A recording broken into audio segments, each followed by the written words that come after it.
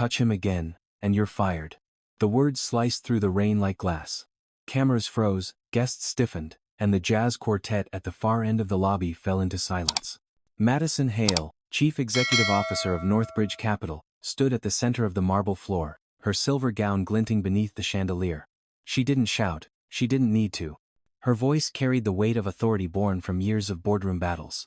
The security guard hesitated, still clutching the arm of the man he had dragged from the buffet table, a thin, rain-soaked stranger with torn sleeves and eyes like cracked glass. "Ma'am," the guard muttered, "he was stealing food." "Let him go," Madison said, her tone even. "He's not stealing, he's starving."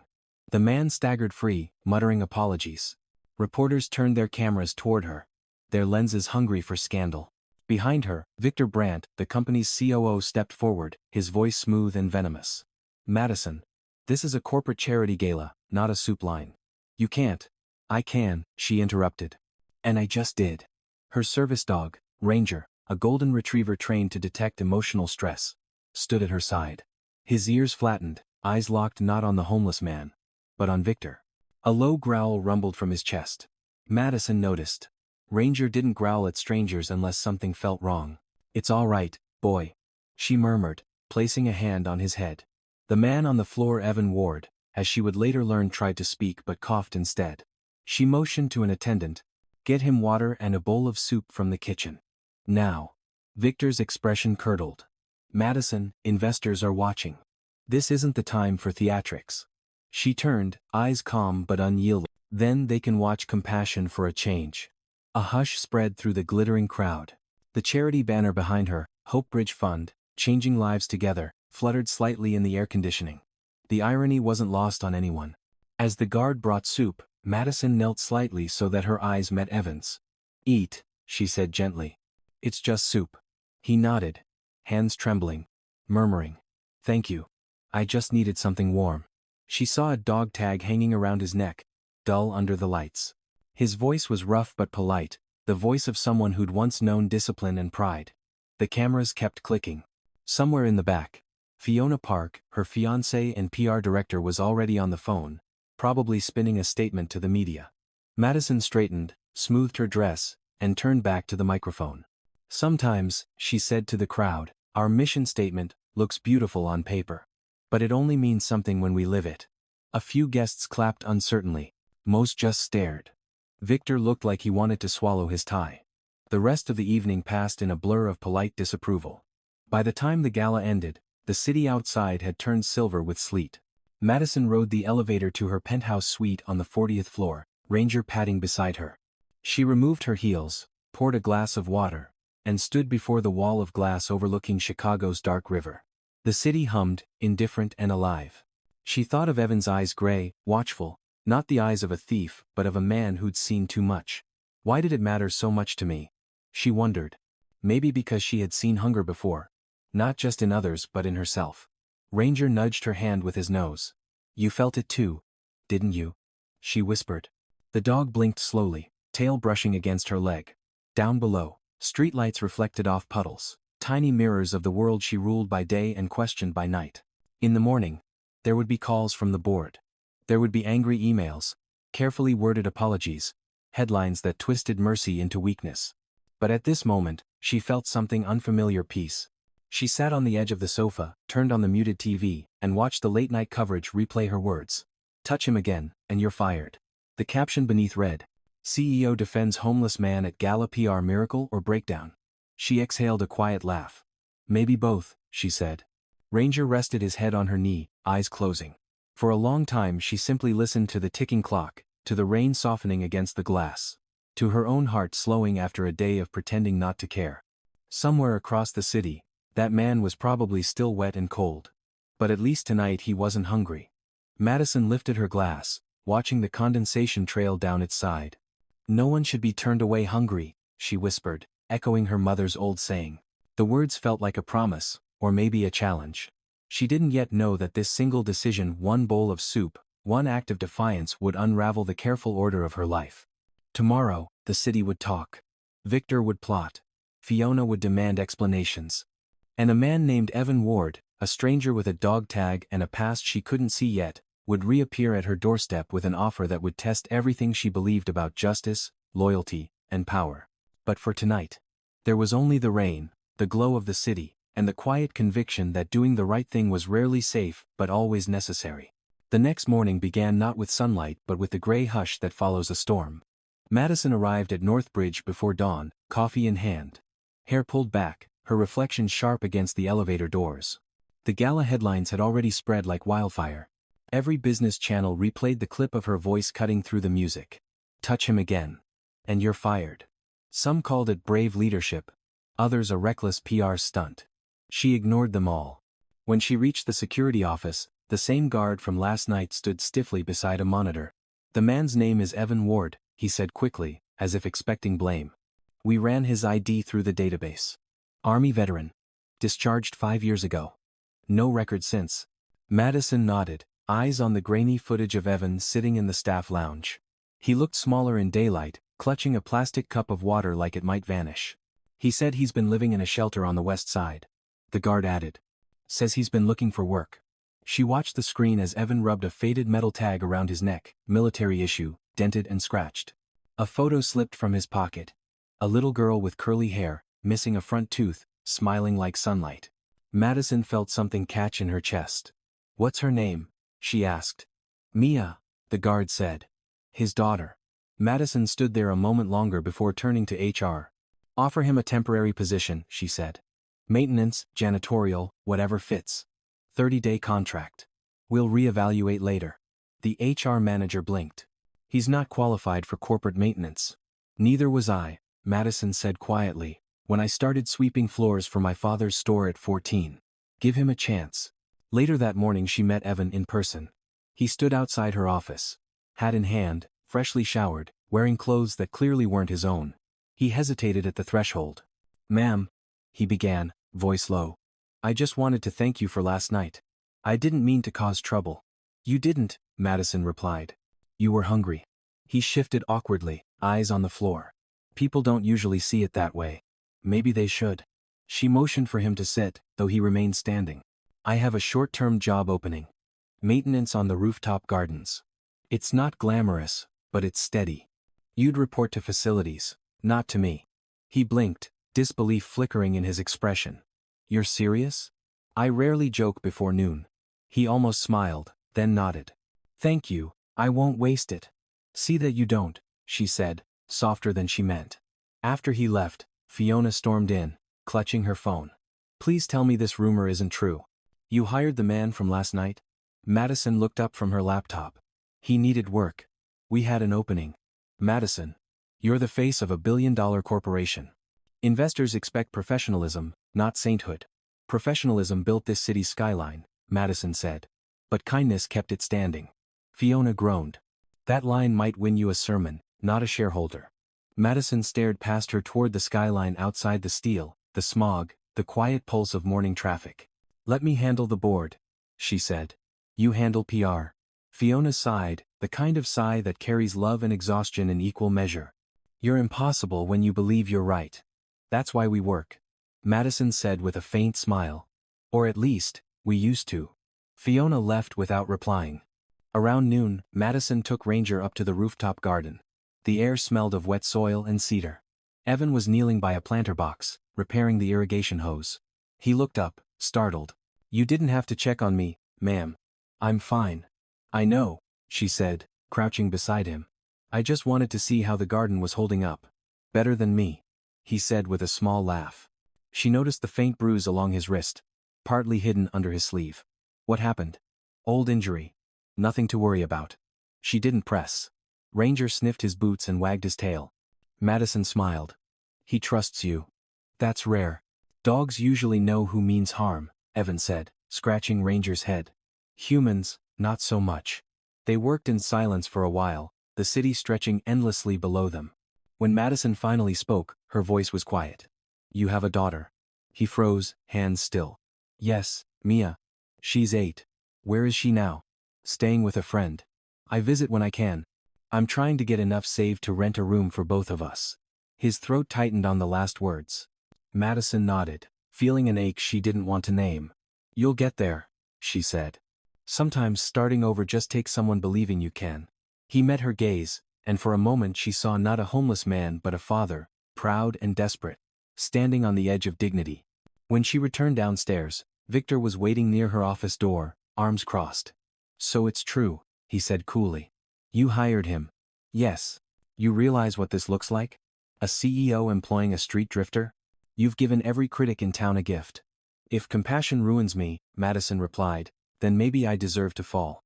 Victor smiled thinly. "We'll see if the board agrees." As he turned away, Ranger growled softly again, the same low warning as last night. Madison frowned. "Easy, boy." But even as she said it, a flicker of doubt stirred inside her. That evening, when the building emptied, she walked through the quiet halls. The glass walls reflected her like a stranger. She found Evan still on the roof, finishing his work in the fading light. "You should go home," she said. "Sun's setting." He smiled. "This rooftop is the only home I've had in months. I don't mind the view." He pointed toward the skyline. The city glowed orange, river winding like fire between the towers. "Beautiful, isn't it?" Madison nodded. "It is. But cold," he added. "Always looks warm from far away." She didn't know if he meant the city or her. As she left, she passed the data center dark, humming quietly behind glass. A faint smell drifted through the air, sharp and sterile. Ammonia, she thought. Cleaning solvent. She glanced down the hallway. Victor's office light still burned. Ranger stiffened beside her. She brushed it off, told herself it was nothing. At home later, she reheated leftover soup, ate at the counter, and watched the evening news. They showed a short segment. CEO hires homeless veteran she defended at gala. Some anchors mocked it, others praised it. None of them knew the truth that the story wasn't charity. It was debt. Madison thought of her mother again, ladling soup into strangers' bowls with hands cracked from work. "Don't ever look away," she used to say. Madison lifted her spoon, whispering into the quiet apartment. "I'm not looking away." She didn't notice the small red light blinking on her security system, someone accessing the corporate network remotely. Somewhere in the dark office tower across the city, Victor watched her name flash across a screen, the first move in a game he'd already decided to win. By the end of the week, the buzz around Madison's homeless hire had settled into background gossip. The media had moved on to a new scandal, and Northbridge's board had grudgingly accepted her explanation that compassion was part of corporate responsibility. Madison told herself the storm had passed. But something in the air felt wrong, like a room freshly cleaned that still carried the scent of smoke. She spent most mornings reviewing reports in her glass-walled office, coffee cooling untouched as she glanced at the rooftop garden cameras. Evan was always there, working quietly, methodically, even in the drizzle. Ranger seemed to recognize him from the elevator, tail wagging each time his face appeared on the screen. In staff meetings, Victor's tone grew more clipped, his smile thinner. He'd begun referring to Madison's decision as the charity experiment. Once, when the team reviewed quarterly expenses, he slid a file toward her. "You've built a fine brand of morality, Madison," he said. "Just remember that markets don't invest in emotion." "No," she replied, "they invest in trust. And trust is earned with people, not numbers." He gave a small laugh. Spoken like someone who's forgotten what keeps the lights on. Later that afternoon, Madison joined Evan on the rooftop. He was trimming ivy along the railing, sleeves rolled to his elbows. The day was bright but cold. The wind carried the smell of wet concrete and city traffic. "How's it going?" she asked. He straightened, wiping his hands on a rag. "Good. The irrigation system's fixed. I think these plants might actually survive the winter." "You're full of surprises," she said, smiling. "You could have been an engineer." "I was," he answered quietly. "Before everything." She didn't press, but she saw the shadow cross his face. A pause followed, filled only by the hum of the city. Then he asked, "Why did you help me that night? You didn't even know me." Madison leaned against the railing. "Maybe I did," she said. "Once." He looked puzzled, but she didn't explain. Down below, honking cars moved like veins of light.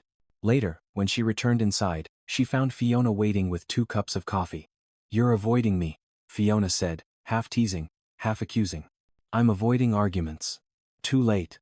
The board wants Victor to lead the next investor pitch. They say your reputation for activism might spook partners." Madison sighed. "Victor doesn't understand philanthropy. He'll turn the Hope Bridge Fund into a tax shelter."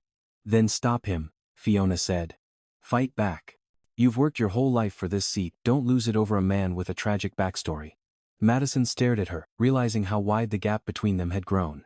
That man has a name, she said softly. Evan Ward. And he's doing more good up there with a wrench than most of us do in suits. Fiona hesitated, eyes softening. I know you mean well. But idealism doesn't pay dividends. Neither does cruelty. Madison replied. The next morning, Ranger woke her before dawn, restless and pacing. Madison threw on a coat and went to the office early. In the lobby, the cleaning crew was finishing their shift. She caught a faint chemical sting in the air, ammonia again. The smell reminded her of that night near the data center. She followed it to the maintenance corridor. There, behind a half-open door, Victor was speaking with a janitor in hushed tones. She couldn't make out the words, only the last sentence. Make sure no one touches that server room again. When he noticed her, his voice brightened instantly. Morning, Madison. Burning the midnight oil already? Looks like I'm not the only one, she said, forcing a smile. Just checking on a few security upgrades, he replied. Can't be too careful these days. His eyes lingered a second too long. Ranger growled softly. Victor's smile tightened. That dog still doesn't like me. He's got good instincts, Madison said. Over the next few days, small oddities piled up. A missing keycard here, a delayed report there. Once, Evan mentioned that the rooftop storage closet where cleaning solvents were kept had been unlocked when he arrived. Probably just sloppy inventory, Madison said, though unease prickled her skin. One afternoon, while reviewing donation ledgers, she found duplicate transactions, tiny discrepancies that didn't match her approvals. Victor brushed it off as clerical errors. But his tone was too quick, too smooth. That evening, she visited the garden again. Evan was sitting cross-legged on the concrete, soldering a broken irrigation valve. You work too hard, she said. You talk like someone who doesn't, he teased. His humor was quiet, gentle. She found herself laughing, surprising even herself. Maybe we're both bad at resting, she said. He looked at her carefully. You're not what people say about you on TV. Oh? They say you're cold. But you're not. You're careful. Madison looked away. Careful keeps me employed. Maybe, he said, but it doesn't keep you human. The words landed like a stone in water, rippling through her chest. Before she could answer, Ranger barked toward the stairwell. A shadow moved behind the glass door, someone watching. When Madison turned, the hallway was empty. Later that night, she attended a board dinner. Victor presented sleek charts, all confidence and polish. Our next quarter depends on discretion, he said. And on ensuring our philanthropic arm doesn't jeopardize investor trust. His eyes flicked to Madison. The board members nodded politely. Madison kept her expression neutral. When the dinner ended, she caught the faint ammonia scent again near the coat room. She almost mentioned it to Fiona, but Fiona was busy networking, pretending nothing was wrong. Driving home, Madison couldn't shake the sense of being watched. The rain had returned, smearing the city lights into soft blurs. She remembered her mother's voice again. Don't ever look away. She gripped the steering wheel tighter. At a red light, her phone buzzed. A message from an unknown number. Be careful who you feed. Some debts can't be repaid. Her pulse quickened. She glanced in the rearview mirror, no cars behind her. Only empty streets. She deleted the message, telling herself it was spam, but her hands didn't stop shaking until she reached home. Upstairs, she poured a drink and stared out over the city. She'd built her empire brick by brick, earned every inch through persistence and sacrifice. Yet now it all felt fragile, as if one gust of truth could blow it apart. Ranger lay by her feet, ears twitching. I think we stepped into something bigger than charity, boy, she whispered. He opened one eye and sighed. The next morning, when she arrived at the office, the reception desk was buzzing with whispers. Something had happened overnight. A data breach, someone said. Files missing from the Hope Bridge server. Madison felt a cold shiver crawl up her spine. Victor was already there, suit crisp, voice steady as he briefed IT.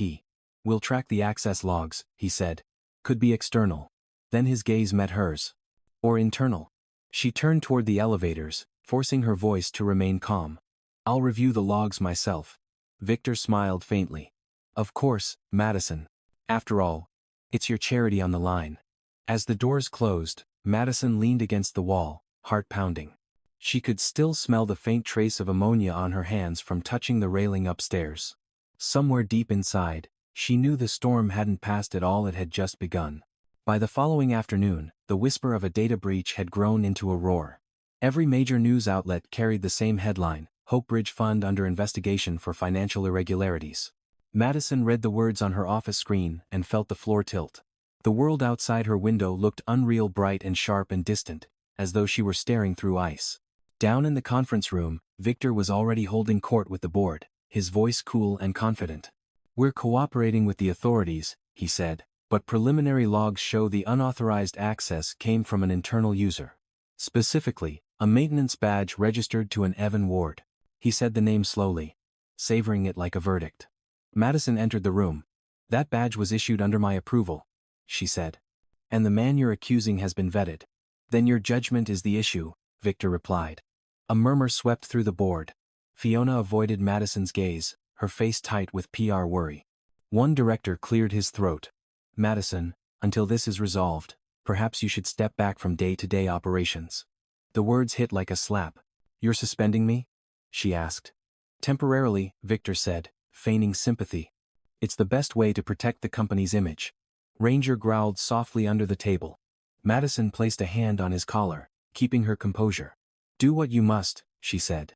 "But remember, perception isn't truth." Victor smiled. "In business, they're the same thing." Outside the room, Madison exhaled shakily. She called it to review the access logs herself.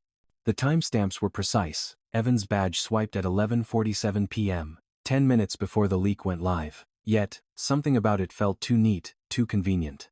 That night, she drove to the West Side shelter where she'd last known Evan to stay. The man at the desk shook his head. "Haven't seen him since yesterday," he said. "Left with a duffel bag, said he was meeting someone about work." Madison's stomach sank. She turned to leave, only to find Evan standing at the doorway, soaked from the rain. "They're saying I did it," he said quietly. "You have to believe me, I didn't touch those files." "Come inside," she said. "Tell me what happened." He looked around nervously. "I was cleaning the server hallway. Victor came by, said he needed to grab something. 10 minutes later, the alarms went off. I didn't even know what was missing." Madison studied his face. He looked exhausted, frightened, but honest. "Why didn't you come to me?" she asked. "Because people like me don't get believed," he said. "Not when the other guy wears a $1,000 suit." She almost smiled despite the weight pressing down on her. "You're wrong about that," she said. "Some of us still believe." As they spoke, a car idled across the street. Headlights flickered briefly, then went dark. Ranger barked once, low and warning. Madison glanced over her shoulder, unease crawling up her spine. "We can't talk here," she said. "Come with me." They drove through the city, rain hammering the windshield. "I need to see those server logs again," she murmured, more to herself than to him. "If Victor set you up, there'll be something off." "You don't have to do this," Evan said. "If you side with me, they'll come after you too." "They already are," she replied. When they reached the North Bridge Tower, the lobby was dark except for the security lights. Madison used her master code to enter the elevator. "You shouldn't be here," Evan warned. "You're suspended." "My name's still on the building," she said. They reached the data floor. The hum of the machines filled the air, a steady mechanical heartbeat. Madison moved to the security console, typing in commands. Access logs filled the screen. User IDs, timestamps, terminal numbers. "Look here," she whispered. "Your badge was used, but the terminal ID doesn't match your workstation. It's from Victor's office." "He cloned my card," Evan said, realization dawning. "He had the access equipment, I saw him using it once to test new badges." Madison nodded, pulse racing. "We can prove it, but we need footage. The cameras outside this room, maybe one caught his reflection." They slipped into the surveillance room, walls lined with monitors. Madison scrolled through the feeds, fast-forwarding through hours of static until there. At 11:46 p.m., a faint reflection in the glass opposite the server door. Victor, tall and unmistakable, holding a silver keycard. "Got you," she breathed. But before she could copy the file, footsteps echoed in the hall. "Hide," she whispered. Evan ducked behind a cabinet, while Madison minimized the video. Victor entered, umbrella dripping, smile sharp. "Working late again? Or maybe plotting damage control?" "Checking what's left of my company," she said. He set the umbrella aside. "You always were sentimental. I told you your charity would ruin you." And I told you compassion wasn't weakness. No, he said, stepping closer. But it's leverage. You made the mistake of trusting the wrong man. Funny, she said, so did you. She hit a key on the console. And the screen lit up, the reflection clip looping silently. Victor froze. That's not admissible, he said quickly. Security footage can be manipulated? She finished. Yes, you'd know about that. His expression hardened. You won't survive this, Madison. The board's already chosen sides. Then I'll appeal to the truth, she said. It's quieter, but it lasts longer. For a moment they stared at each other, two predators in suits, the hum of the servers their only witness. Then Evan stepped from behind the cabinet, voice steady. She's not alone. Victor's eyes flicked between them, calculation flashing behind his calm. You're both finished, he said, and left without another word. The door slammed. Madison exhaled, hands trembling. We need to secure this footage, she said. Tomorrow we show it to the board. Tomorrow? Evan asked. Why not now? Because in the morning, the press will be watching. Truth works best in daylight. They left quietly, storing a copy of the footage on a flash drive. As they crossed the lobby, Madison saw their reflections in the glass doors, hers, tall and controlled, his, weary but unbroken, and behind them, Ranger, steady as a shadow. Outside, the rain had stopped. Street lights shimmered on the pavement like liquid gold. You ever get tired of fighting? Evan asked. Madison smiled faintly. Only when I forget why I started. She looked up at the tower, its lights gleaming coldly against the night. He thinks he owns this place, she said. Tomorrow, we'll remind him who built it. In that moment, with the city breathing quietly around them, she felt something shift, not triumph, not relief, but resolve. Justice, she thought, wasn't about winning. It was about standing long enough for the truth to catch up. Dawn broke pale and metallic over the Chicago skyline, and Madison was already in her office when the first headlines hit. Northbridge CEO suspended amid scandal. Her face was on every screen, frozen mid-sentence from last night's leaked video of the confrontation with Victor. Someone inside the company had uploaded the clip, of course they had. She sipped cold coffee, watching herself look furious and vulnerable at once. Ranger lay at her feet, ears twitching with every ring of her phone. She ignored the calls. Evan arrived just before 8, carrying a small duffel bag and a nervous look. You sure about this? He asked. They won't let you near that boardroom. They will when I tell them what I have, she said, tapping the flash drive in her pocket. You got everything backed up? Twice. One copy's hidden off-site. Good, she said, standing. Then we're done hiding. At 9 sharp. She walked through the front doors of Northbridge Capital, past security guards who hesitated but didn't stop her. Maybe they'd seen the same footage she had. Victor caught in the reflection, guilt frozen in pixels. The elevator ride felt endless. The higher they went, the thicker the silence grew. Evan stood beside her, shoulders straight, jaw set. He wasn't trembling anymore. The maintenance worker looked like a soldier again. On the top floor, the boardroom buzzed with murmurs. Cameras from financial networks were already setting up outside. Victor stood near the head of the table, immaculate as always, every hair in place. Fiona sat 3 chairs down, eyes red, makeup smudged. When Madison entered, the room fell silent. Victor's voice broke the stillness. You shouldn't be here. Neither should you, she said. But we'll fix that soon. Miss Hale. One of the directors began carefully. We understand your concerns. But this matter isn't over. Madison interrupted. Not until you've seen this. She handed the flash drive to the IT technician in the corner. Play it. Victor laughed under his breath. This is absurd. The screen lit up. Grainy footage filled the room, a corridor, the server room door, the glass reflection showing Victor's figure entering with a silver card. No sound, just truth. The image froze on his face. The directors leaned forward. That could be anyone, Victor said sharply. Low resolution. Could be doctored. Except, Madison said, stepping closer. The metadata on this video was verified by your own security timestamp. And the system shows that only one admin emergency card was active that night, yours. She turned to the board. He used that access to leak confidential data, frame an innocent man, and drive down our stock price before a rival investor bought in. I have the emails to prove it. She opened a folder on the table, printed copies of messages between Victor and a competitor, discussing strategic destabilization. The room erupted. One director muttered, "My God." Fiona whispered. You did this? Victor's expression cracked for the first time. You think anyone will believe her? She's desperate. Madison's voice softened, cold and steady. Desperate people tell lies. I'm calm. That's how you know I'm telling the truth. For a long moment, no one spoke. Then the chairman leaned back, sighing.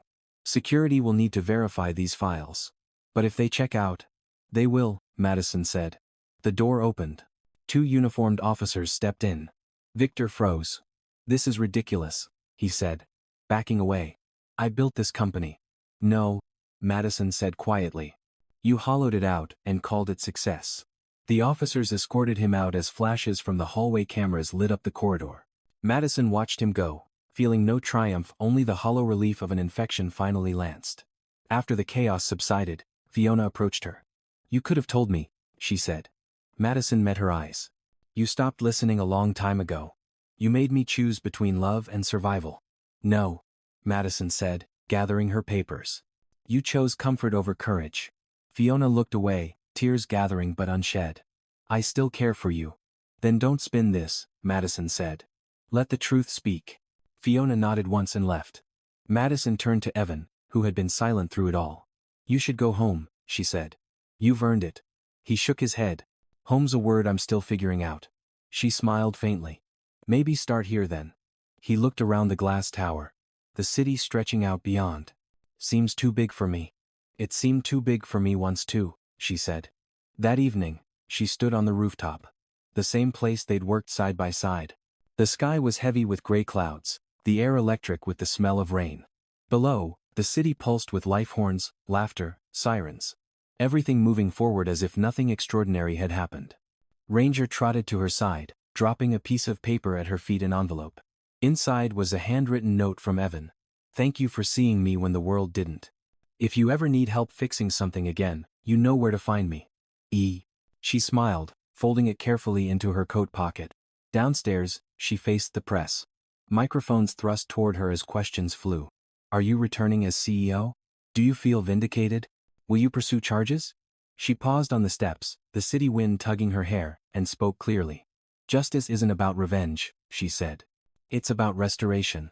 We're rebuilding Northbridge to stand for more than profit. Compassion isn't weakness, it's our foundation. The crowd murmured. Pens scribbling. One reporter called out. Do you regret defending that man? Madison smiled softly. Not for a second. He reminded me who I was before power made me forget. She turned, walking back inside as flashbulbs popped behind her. Late that night, she sat alone in her office. Lights dimmed, city lights shimmering beyond the glass. The flash drive lay on the desk beside her glass of water. Ranger rested his head on her lap. We did it, boy, she whispered. Or maybe we just stopped the bleeding. She thought of Victor, his ambition, his hunger to control, and of all the people like him she'd met through the years. Power without empathy was always the same, a hollow monument that crumbled when light hit it. She stood, walking to the window, touching the cool glass. In her reflection she saw not a CEO or a savior, just a woman still learning the difference between leadership and loneliness. The city below glowed like a living thing. Tomorrow, she said softly, we start again. And somewhere, miles away, in a modest motel on the edge of town, Evan tucked his daughter into bed. Mia's small voice drifted through the room. Daddy, are we safe now? He smiled, brushing hair from her forehead. We're safer than we were yesterday. As she slept, he whispered a silent thank you to the woman who had looked at him not as a burden but as a man worth saving. In the distance, thunder rolled over the lake. Back in the tower, Madison poured herself another cup of coffee, still warm from the machine, and whispered to the empty room. Justice doesn't shout, it waits. And then it stands. A month later, spring finally arrived in Chicago. The river had shed its gray winter skin and shimmered blue beneath the bridges.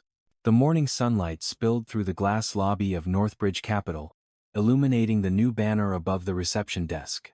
Second Start Initiative, because everyone deserves another chance.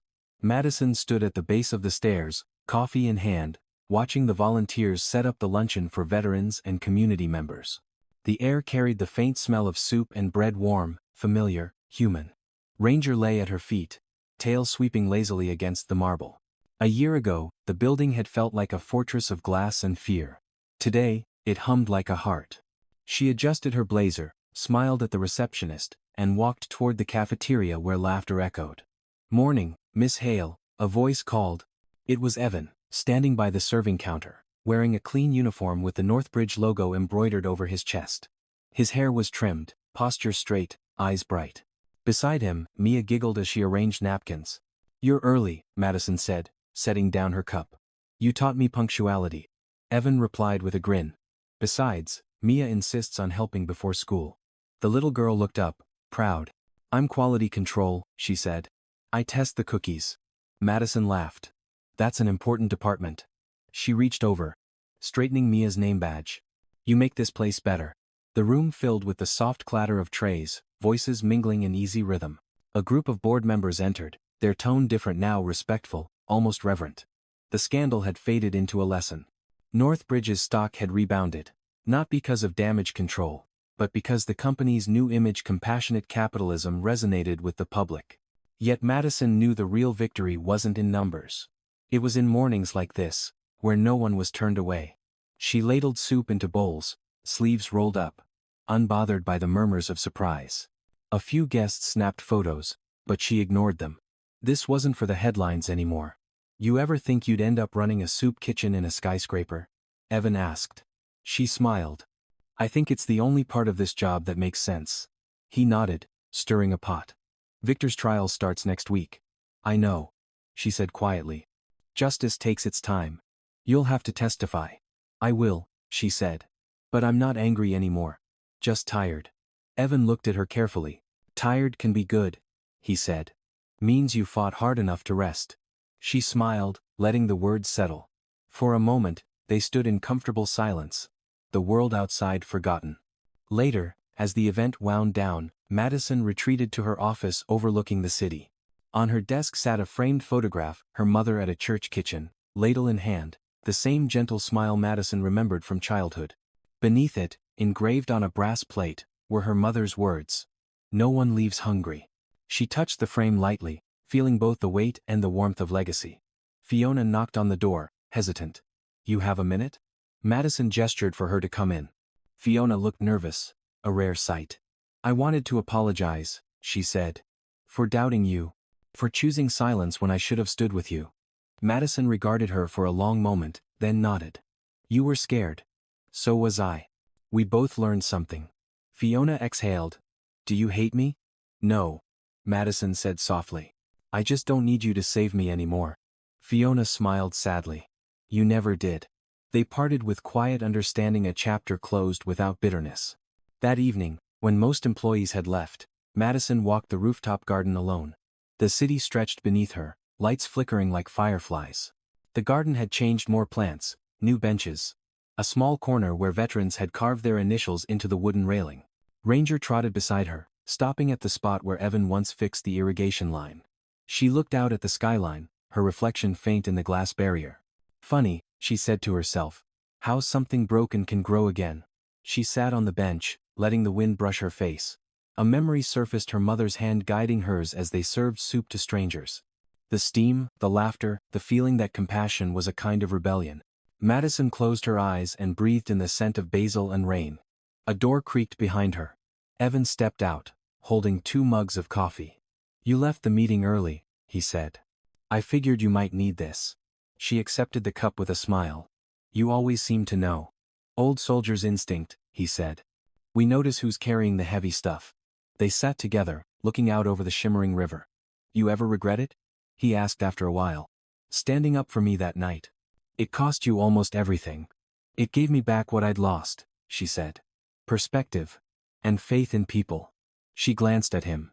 "You rebuilt your life. That's more than worth a headline." "I didn't do it alone," he said. "None of us do." They watched the city in companionable silence, 2 survivors of different wars bound by a shared truth that kindness, though quiet, was stronger than any lie. Below them, the cafeteria lights glowed warm and golden. Volunteers cleaned up, laughter drifting upward. Mia's small voice carried faintly through the wind. "Good night, Ranger." The dog's ears perked, tail thumping. Madison chuckled. "She adores him. He's better at listening than most adults," Evan said. They finished their coffee, the last traces of sunlight fading into deep violet. When Evan stood to leave, Madison rose too. You'll keep working with us? She asked. If you'll have me, he said. Always. He paused, then added quietly. You saved me, Madison. She shook her head. No, Evan. You reminded me what being human feels like. They shared a look, no grand gesture, no promise, just understanding. Then he turned, descending the stairs, his footsteps echoing softly.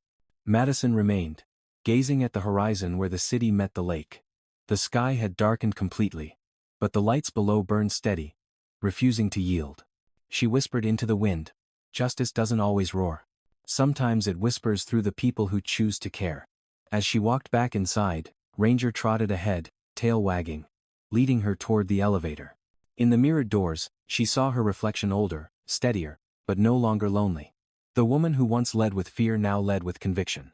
And as the elevator descended, she knew this was what her mother had meant all along: feed the hungry, not just with food, but with faith. Because hunger came in many forms and healing began when someone finally said, "You matter." Downstairs, the cafeteria lights dimmed. The final pot of soup simmered quietly, steam curling upward like a silent benediction. Madison stood for a moment, watching, before switching off the light. The city outside shimmered through the glass, and for the first time in years, she felt at peace.